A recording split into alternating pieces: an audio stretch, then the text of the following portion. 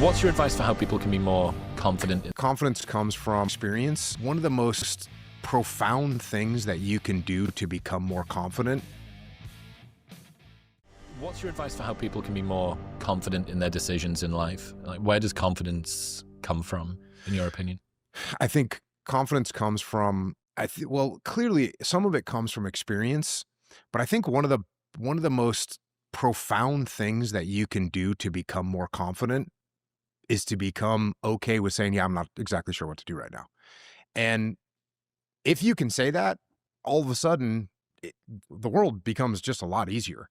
And, if we're in a meeting and we've got some, a project that we're going to get started on, and it's something I've never done before, and I'm the boss, and I say, hey, Chris, I'm not really sure what to do right now. Well, that's okay. And you go, well, actually, at my old company, we did the same thing. So let's make this move. And I go, okay, that sounds like a good place to start anyways.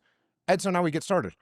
Whereas if I come in and I'm like, I don't want Chris to know that I don't know how to do this, or I'm not sure of myself right now, or I'm lacking confidence, so I'm going to pretend to be confident. I think that's problematic. So I think, look, no one knows everything. No one makes all perfect decisions.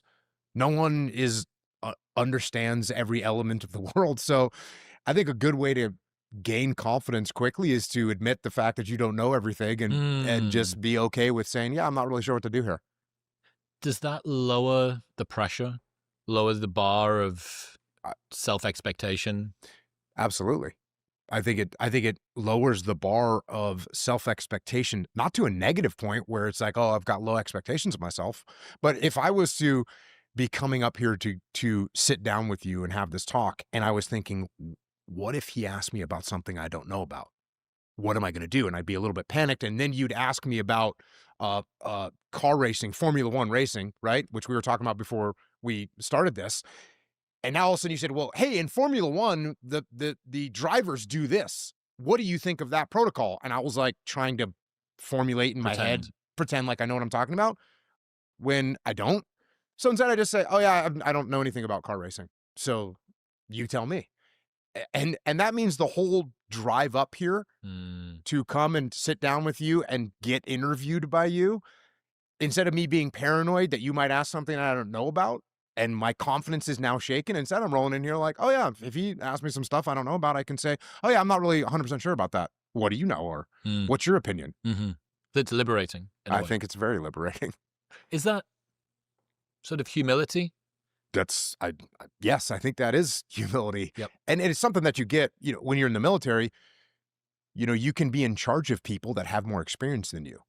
And if that makes you uncomfortable, oftentimes people flex to try and act like they know more than they do, when it's like, oh yeah, you've run these kind of operations before, Chris. Why don't you take lead on this? Okay. I'm the senior guy. I'm the boss, but I say, hey, Chris, you've already run these type of operations. Why don't you take lead on this? No big deal. Does your respect for me go down, or does it go up? Goes up. Exactly. As opposed to me saying, here's what we're going to do, Chris. And I don't know what I'm talking about. And you can clearly see this because you've done it 25 times and I'm an idiot. So yeah, I would say be more humble and you'll be more confident. Yeah. Yeah. I like that idea that unconfidence comes from you positioning your level of expertise higher than it actually is. Yeah. And there's like a whole cycle too, because it's almost like a circular thing, because if you want to be confident, you got to be humble. And then when you're humble, then you are more confident because you're okay with not knowing. I had some guy ask me, it was about meeting girls. Like, it was a guy who wanted to go out and meet girls, and he was lacking confidence. And he's like, I'm 27 years old or whatever it was. And I really want to meet my mate, and I'm searching and I'm going out. And I said, well, first of all, if you walk up to a girl with the expectation in your mind that this could be the one, I mean, imagine the crazy pressure you're putting on yourself. A little bit of performance anxiety there. You're going to act like an idiot. And I said, man, instead, just go up and expect that what she's going to say is like, when you say hi to her, hopefully she'll say hi back, and maybe she won't. And if she doesn't, no big deal. Like, that's where you set the bar. And that's going to make you, it's going to make you perform a lot better in that scenario.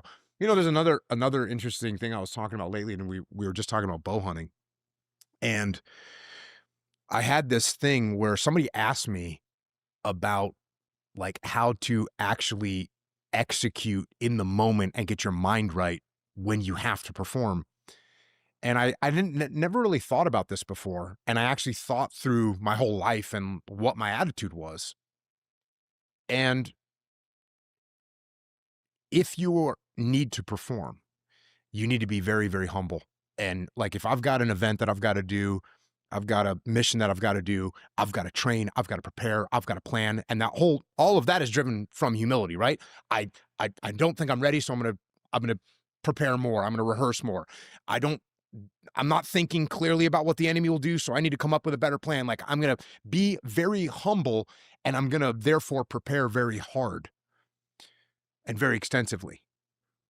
But at the moment I put my night vision goggles on and I lowered them down over my eyes, there's like a switch that goes off that I am 100% gonna win. Hmm. And where the reason this ties into bow hunting is I was up at one of the total archery challenges. If you haven't been to one of those, go to one of those. They're really cool. They set up all these 3D targets all over, usually ski mountains, and you shoot, and it's cool. It's a lot of fun. A bunch of awesome people there. And I had just gone through this answer to somebody about how to actually execute in the moment. And I realized you go up to take a shot. Like, first of all, going to tack or going hunting, you're training all the time because you don't want to miss the shot. You got to be humble. You know how hard it is. You're going to be out of breath. The pressure's going to be on. And so you got to train, train, train, train, prepare, prepare, prepare. But when you get up there and you like knock your arrow onto your bow, you've just got to be like, oh, I'm going to slay this right now. And I started consciously thinking about that at tack. And tack's really, they set up courses that are shots that are totally ridiculous. And you can lose 5, 8, 10 arrows hitting rocks and trees and everything else. Yeah. And I went up with that attitude and I shot the whole course with one arrow, which is, look, is there luck involved? Yes, there's luck involved. But still, it's like that attitude of, hey, I'm walking up, I've trained, but now I'm going to just go slay this thing. And all that performance anxiety is gone. You go up, get confident. Yeah, I'm gonna punch this thing right through that target. No factor. And you do it. And I think that's a good thing to think about when it comes to execution. Like, yes, be humble, be prepared, but when you knock that arrow or you put your night vision goggles on or you step into that meeting to do that presentation, you should be like, oh, I'm about to slay this right now. How do you avoid the humbleness and the humility turning into performance doubt?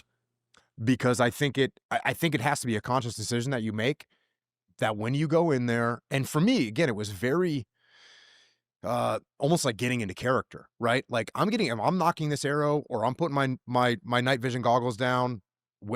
That's the switch. I'm going. You go on stage now, right? So, hey, do you prepare prior to? Yeah, you're like, oh, I got to do my notes and get everything set up. But when you walk out on stage, like when you put that mic on, you should be like, all right, it's go time, and I'm gonna slay this situation that I'm going into. I wonder whether this is part of the advantage of Beyonce's got an alter ego for on stage. Mm-hmm. Kobe, alter ego for on the court. Oh, 100%. And I wonder whether that allows the humility in practice, sort of godliness in performance. Have you ever seen the Facebook post that Kobe put after he ruptured his Achilles? Mm-hmm.